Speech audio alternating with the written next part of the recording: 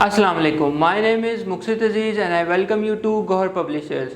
Our motto is redefining the geography of education through digital resources for conceptual learning. And today I am going to teach you Gohar Mathematics for class 5, chapter 2, HCF and LCM, and the topic would be LCM.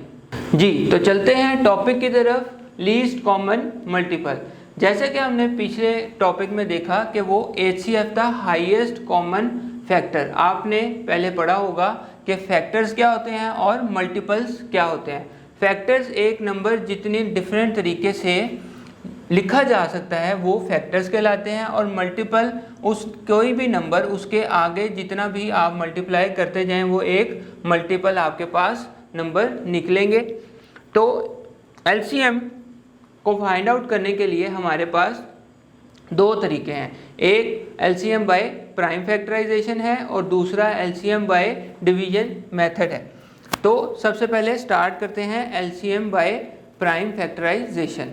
LCM prime factorization में हम क्या करते हैं, जैसे यहाँ पर आपको दो नंबर दिए गए हैं 3 and 12, इसके हमने LCM फाइंड आउट करना है, यानी लीस्ट कॉमन मल्टीपल। यानी 3 के मल्टीपल्स और 12 के हम मल्टीपल्स जब करेंगे तो दोनों में जो पहला कॉमन मल्टीपल होगा वो हमारे पास LCM होगा।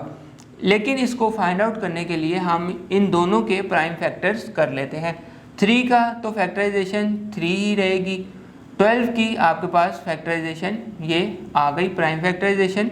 तो आपके पास 3 के फैक्टर्स और ये 12 के फैक्टर्स आ गए। अब आप देखिए कि इन दोनों में से जो कॉमन फैक्टर है वो आपने अलग लिख लेना है, जो कि 3 है। ये 3 इसका कॉमन फैक्टर है, और जो अनकॉमन है, जो बाकी बच गए हैं, वो सारे आपने अलग लिख लेने हैं, जो कि ये है। अब कॉमन फैक्टर का और अनकॉमन फैक्टर का मल्टीपल जो है वो आपके पास LCM होगा, यानी 2 × 2 गिव्स यू 4, और 4 और 3 को आप जब मल्टीप्लाई करेंगे तो आपके पास LCM आ जाएगा, जो कि ये है 12। इसी तरह नेक्स्ट एग्जांपल आप जो चेक करेंगे वो है 27 और 66 की। इन दोनों के भी आपने फैक्टर्स फाइंड आउट कर लिए। ये इन दोनों के फैक्टर्स आपके पास आ गए। 27 के 3 × 3 × 3 और 66 के 2 × 3 × 11। अब इनमें सिर्फ एक ही कॉमन फैक्टर है जो कि 3 है, तो वो आपने अलग लिख लिया, और जो अनकॉमन फैक्टर हैं वो 2, 3 और 11 है, यानी 2, 3 और 11 है। और जब आप इन सब को मल्टीप्लाई कर देंगे तो जो आंसर आपके पास आएगा वो इसका LCM होगा, जो कि नेक्स्ट पेज पे आपको दिया गया है 594। अगर आप मैनुअली 27 के मल्टीपल्स फाइंड आउट करें और 66 के मल्टीपल्स लिखना शुरू करें तो जो पहला कॉमन मल्टीपल होगा वो 594 ही होगा। नेक्स्ट हम चलते हैं इसके नेक्स्ट मेथड की तरफ, जो कि है LCM by division method. LCM by division method find out करें या बाय प्राइम फैक्टर्स करें, आंसर हमेशा सेम ही आएगा, सिर्फ मेथडोलॉजी में फ़र्क है, और नंबर्स भी जितने ज़्यादा हो जाएंगे उससे भी फ़र्क नहीं पड़ता। मेथड कोई सा भी दोनों में से आप यूज़ कर सकते हैं। जैसे कि आपके पास ये एक एग्जांपल आ गई, find LCM of 28 and 84 by division method. यहाँ पे आपने इनको इकट्ठा डिवाइड करना है, इनके इकट्ठे फैक्टर्स बनाने हैं। वहाँ पे आप अलग अलग फैक्टर्स बनाते थे और कॉमन और अनकॉमन फैक्टर्स को मल्टीप्लाई करते थे, लेकिन यहाँ पे आप इकट्ठा इनको डिवाइड कर रहे हैं इस तरह। 28 और 84 स्टार्ट करेंगे 2 से, और हमारे पास 28 के लिए 14 आ जाएगा और 84 के लिए 42 आ जाएगा। इसी तरह आप फैक्टराइजेशन आगे करेंगे तो आप एंड पर एक नंबर ऐसा आ गया जहाँ से मज़ीद फैक्टराइजेशन नहीं हो सकती और आंसर 11 आ जाएगा।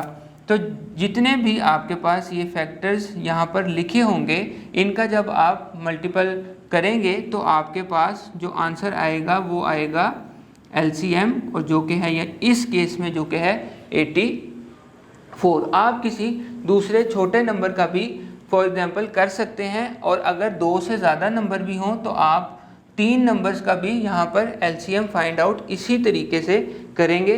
3 नंबर्स का उन्होंने एलसीएम आपको इस एग्जाम्पल में शो किया है, 10, 12 एंड 36 का। 2 से आपने डिवीजन स्टार्ट की और आप चलते जाएंगे तो आपके पास ये फैक्टर्स आ जाएंगे। जब आप इन सब को आपस में मल्टीप्लाई करेंगे तो आपके पास एक आंसर आएगा 180, जो कि इन तीनों का एलसीएम होगा। अब इसी तरह हम लोग एलसीएम और एचसीएफ को रियल लाइफ सिचुएशंस में भी यूज़ कर सकते हैं, जो कि ये टॉपिक है।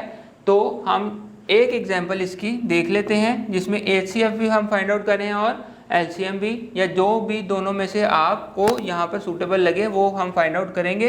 अ sports teacher wants to make equal groups among 18 girls and 24 boys for a game, how can he select the group.